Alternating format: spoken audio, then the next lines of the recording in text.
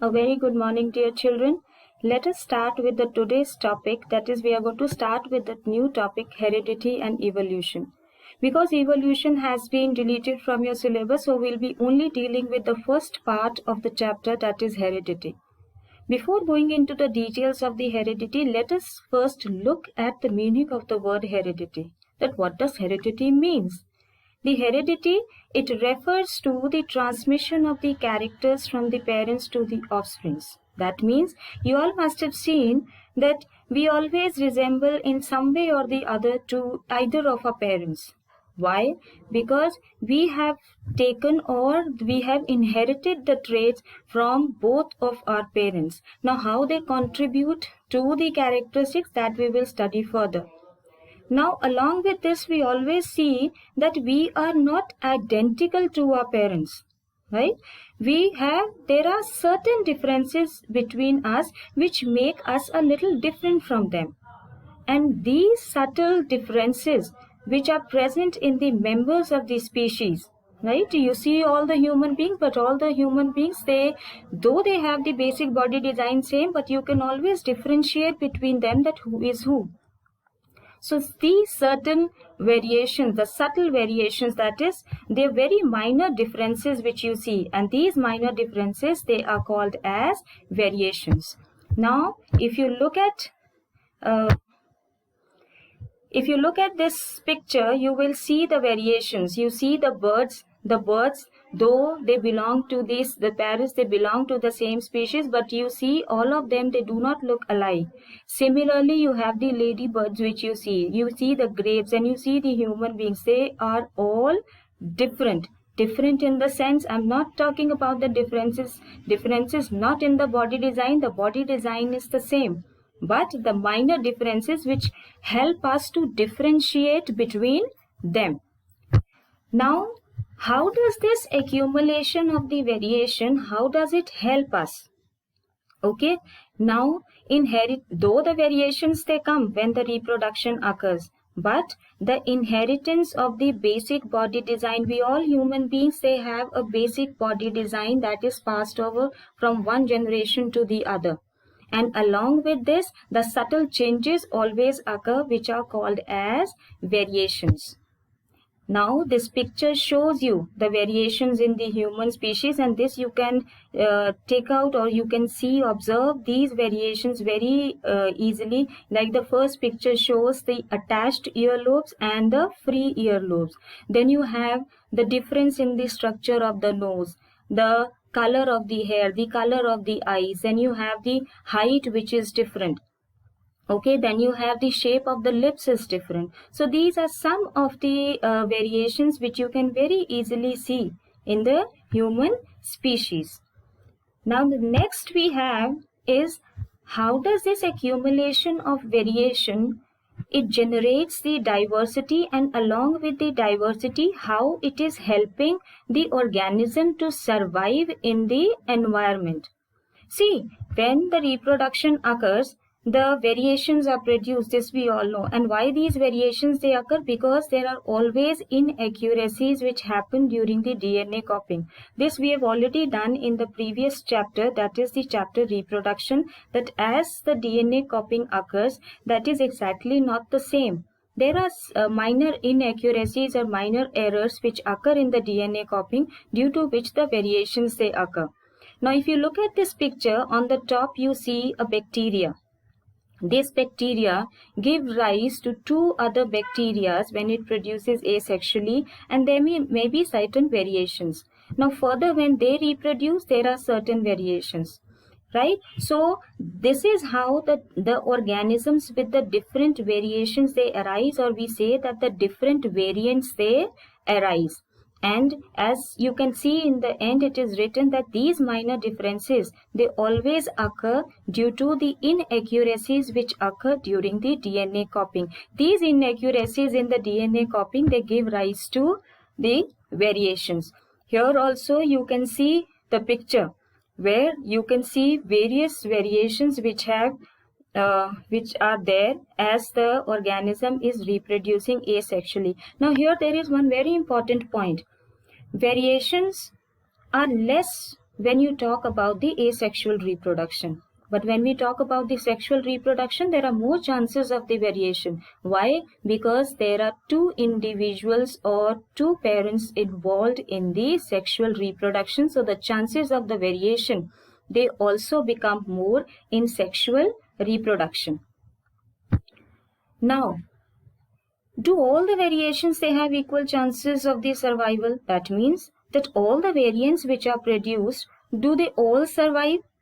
No, the answer is no. The variations which are useful for the organism will they only survive. And if the variations arise, because see, when the variations are arising, that is not in the hand of the individual, because that is a biochemical process which is occurring. Okay, that's a biochemical process which is occurring. The DNA copying is occurring inside the body. We don't have a control over it. So what variation will come out, how we will see in the outer structure of the organism, in the phenotype of the organism, right? We see it in the form of the appearance. Now, will that variation survive in the environment, or will that variant will not survive in the environment? That depends upon the environment also. The survival, it depends upon that whether that variation is helping the organism to adapt to the changing environment. Now in your book they have given you the example of the bacteria. As the bacteria, they keep on multiplying, they give rise to certain variants. Suppose there are certain variants which can survive very well in a heat wave. Suppose the temperature rises very acutely.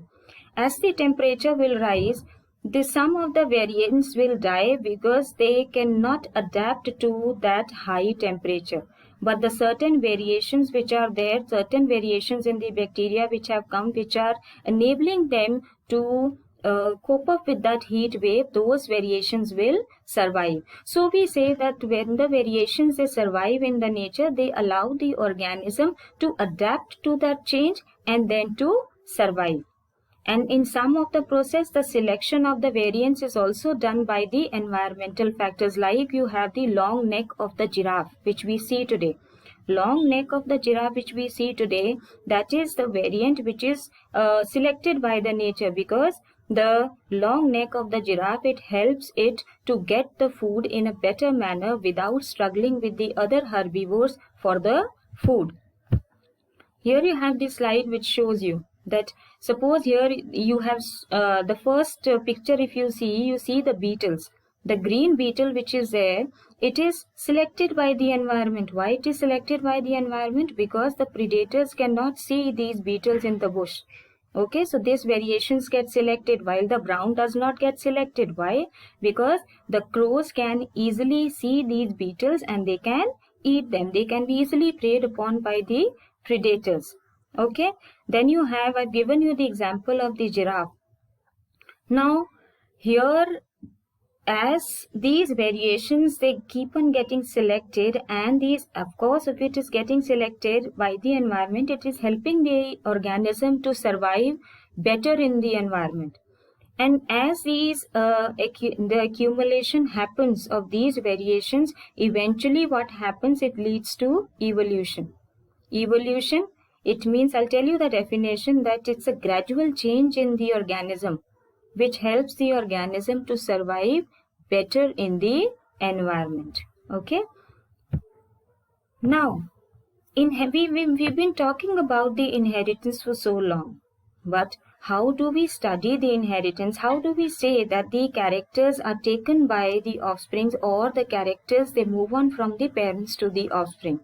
For this, there was a scientist called Gregor John Mendel, and he's also known as the father of genetics because he contributed a lot in this field.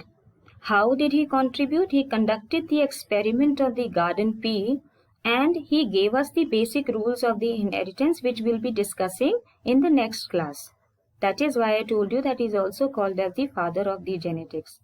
Now the very important question arises that why he only chose the pea plant? Why not some other plant? So there are many reasons to it. First reason is that the pea plant, the life cycle of the pea plant is very short. That means in his life or during his lifetime, he could observe many generations of the pea plant before getting down to the conclusion of inheritance, before giving us the basic laws of the inheritance. He could observe many generations. Okay, he saw many generations, he crossbred the plants and he saw many generations and he saw the results, and then he concluded. So the first point is that the life cycle of the plant is very short. The other is that it has bisexual flowers. Bisexual flower means that both the male and the female part is present in the flowers. So it was very easy for him to carry out the cross-pollination and the self-pollination. When he left the plants to self-pollinate, the plants self-pollinated very easily. Or whenever he required to cross-pollinate the plant, he could easily cross-pollinate the plant by removing the male part of the male part from one of the flowers.